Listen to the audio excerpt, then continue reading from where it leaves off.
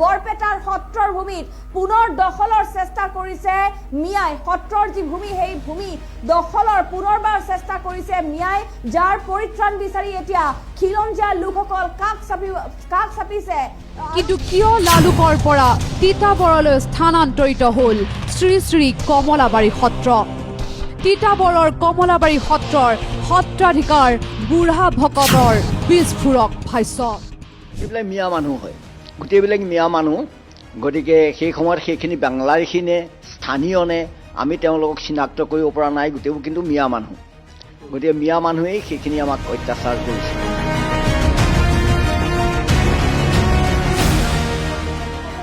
গুৱাহাটীলৈ প্ৰলোভনেৰে আনি দুগৰাকীকৈ হিন্দু যুৱতীক ধৰ্ষণ কৰিলে 2 মিয়া যুৱকে।